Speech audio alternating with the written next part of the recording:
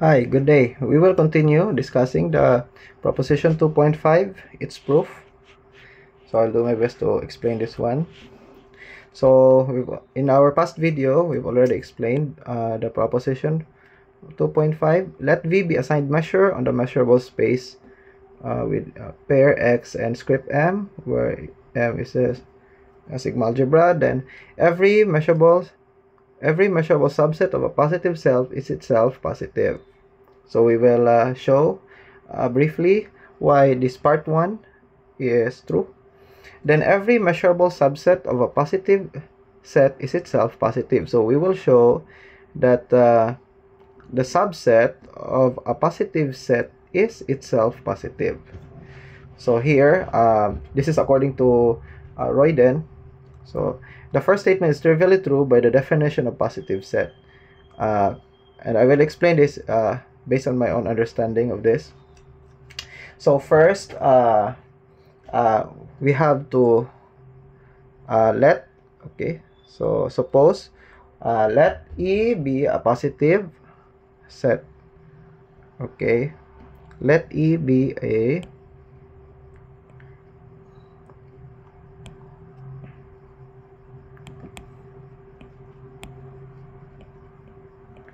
let E be a positive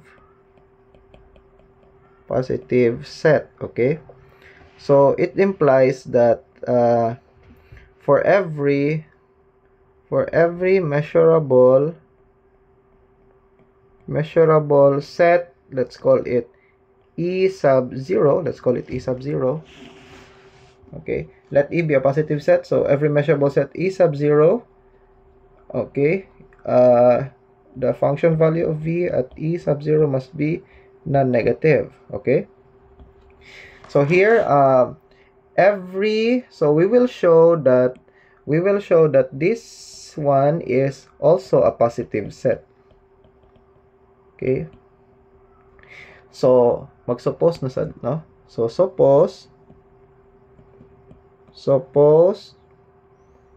okay,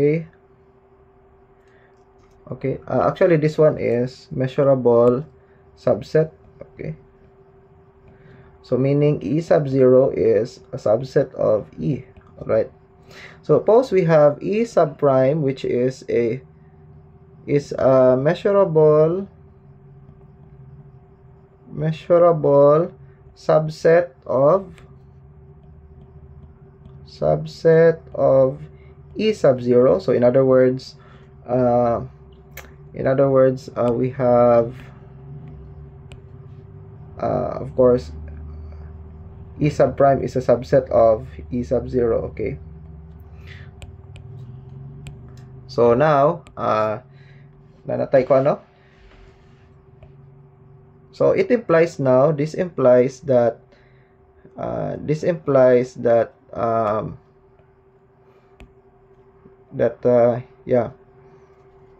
we have E sub prime is a subset of E sub 0, which is subset of E sub E. Okay, and we already know that E is a positive set. Okay, so kabalo po ta nga ang kaning E sub prime kay measurable subset siya, no? So obviously E sub prime, which is measurable subset, is a measurable set, so subset po siya ni E. All right, so since ang E sub prime kay measurable man, measurable subset man siya ni E, so it implies that V, the value of sine function V at E sub prime must be greater than or equal to 0.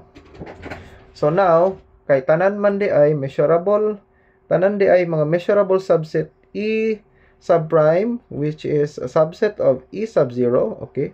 Subset of E sub 0, kay mga greater than or equal to 0, so meaning, thus, E sub 0 now is positive. So we know that E sub 0 is a subset of E. So meaning we've already shown that measurable subset of a positive set is itself positive. In this case, this is E sub 0. So that's the first proof of the proof of the first part of the theorem. Now to prove the second one, okay, so it involves now union of countable collection of positive sets. So atong union daw ang mga positive sets. Ingon daw sila ingon sa theorem ang union daw sa tanang positive sets kay positive set. Okay? So to prove the second statement, let A be a union of countable set of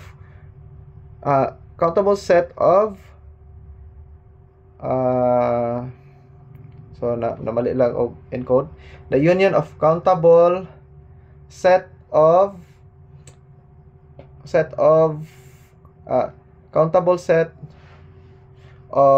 positive sets. So kung ano, nag-collect lang nato ang mga, so natay sequence na A sub k, which is kaning mga A sub k kay kuan ra gani siya, mga positive sets pod ni siya, no, mga. So makita nato nga kini kay countable collection of positive sets. So sequence ni siya countable, no, of positive sets. So inana daw, no, muna ato ang kuan dere assumption, let E be, so meaning di ay ang A lang is simply the union of all A be a union of all countable sets. So gikan sa K equals 1, so kanang mga AK i-combine lang nato siya paingon sa infinity. Okay, so i-prove nato daw unya nga ang kini daw kay positive. Okay, so the union is positive, no? Now let E be a measurable subset of A. So ang buhaton lang nato kay basically gamiton nato ang concept ni positive set. So magkuha ta og sa kini nga set, magkuha ta og subset niya, measurable subset. So mo na dere nga let E be a measurable subset of A. So nagsuppose ta og E nga measurable subset. Okay, so bali ani ang dagway niya, no, from what I have understood mo ni siya, let's say kani mga A sub k's, no, daghan kaayo. Okay, daghan, probably daghan na sila. Okay, unya magkuha ta, so kini ang mga union, no, so mo ni ang union sa A sub k. Okay, A sub k from k equals 1 to infinity. So kini siya, unya magkuha daw ta og let's say magkuha ta og E. Okay, magkuha tag E nga measurable subset of A. So let's say kini, no. Okay, so kini daw ang E kay kuan ni siya measurable, ha. Okay, so atong i-prove nga kaning so meaning kung gusto nato i-prove na kini kay positive, okay, so kung gusto nato na i-prove na kani kay positive, so dapat ma-prove nato nga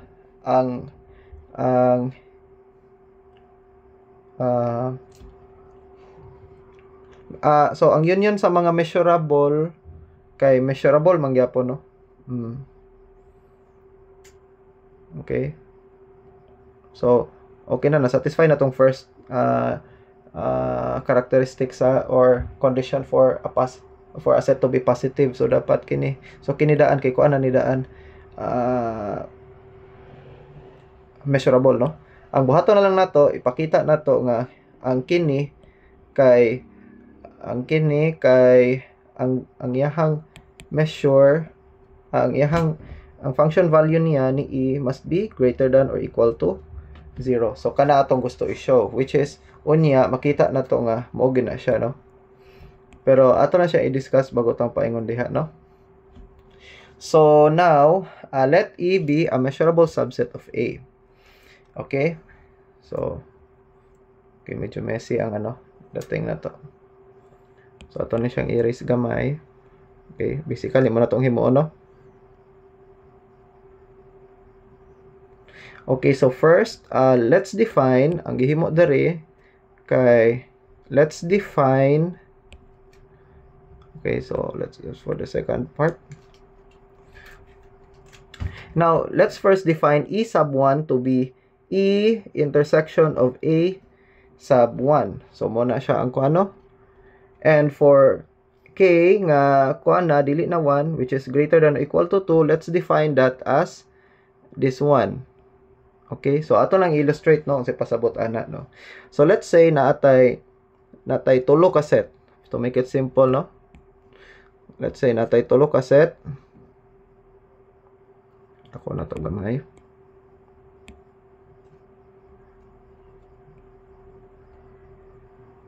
Okay, so let's say natay tulo ka set no. O niya naadayon tay niya muna siya ang mga A's no, mga A sub 1, A sub 2 ug A sub 3. Let's say diri kay nakay okay, lahi lang color kay para lahi. Let's say black.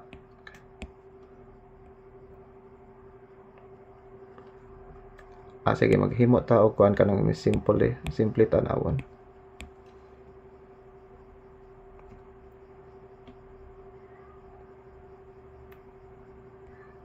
Na no anya naatay katulong nga set.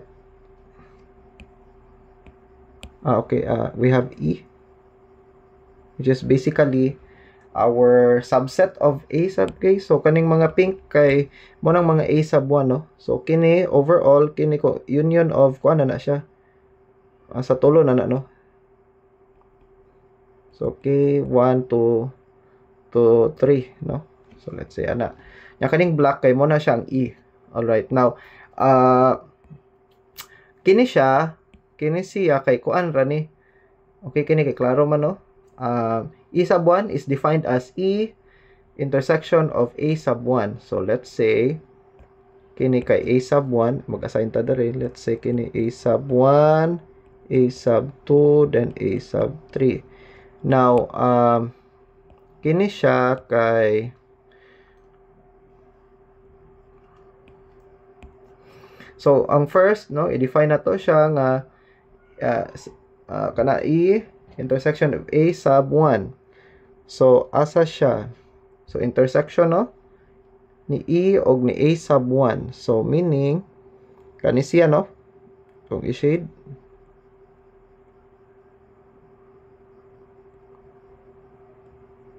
okay kana daw siya. Kini siya, I'm sorry.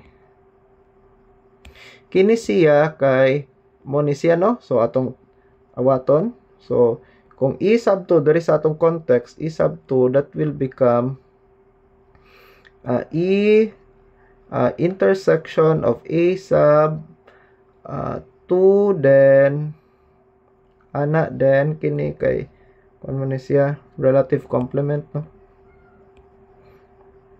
So dere kay kuan lang man siya, so A sub 1 lang tama no.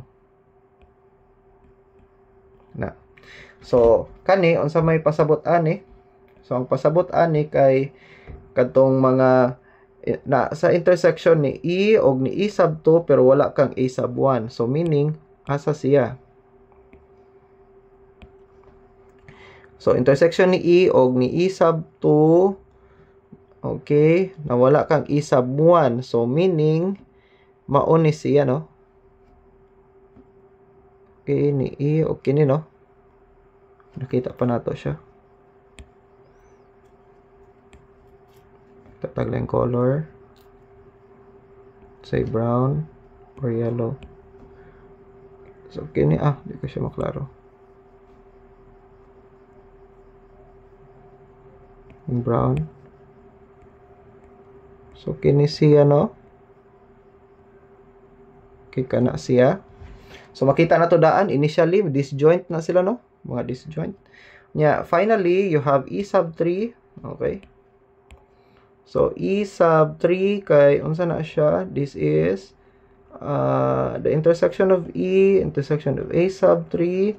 So which means kana siya A sub 1 union A sub 2. Okay?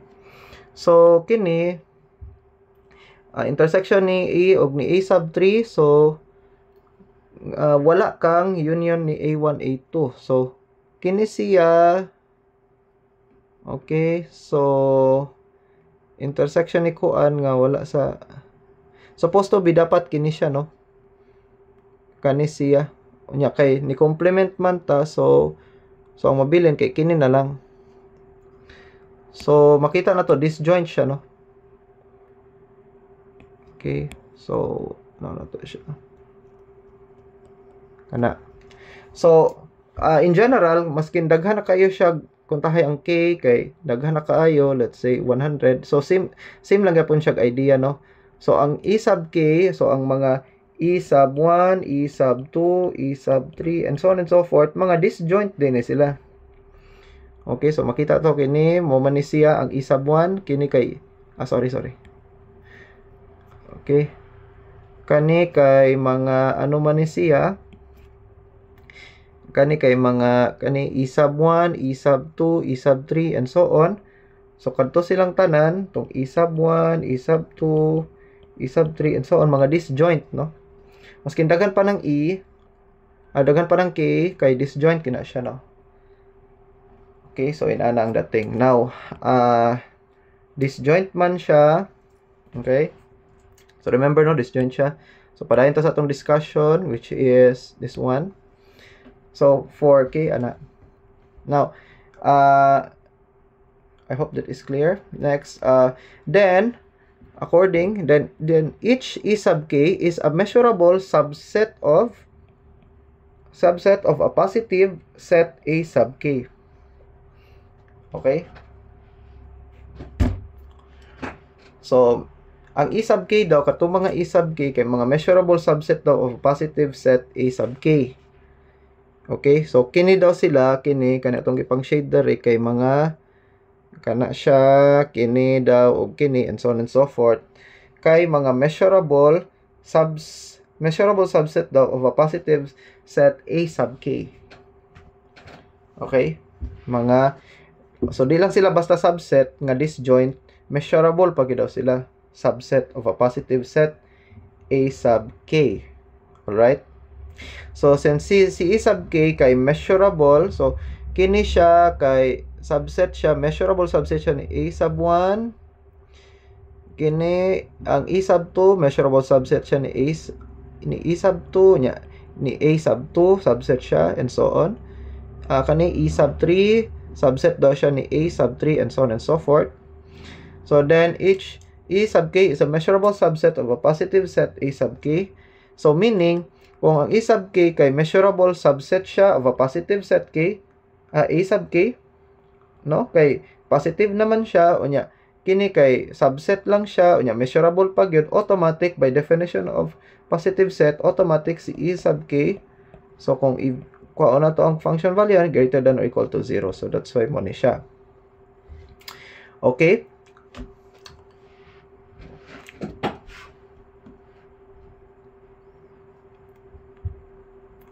So kini man sila no, mga measurable man siya, no.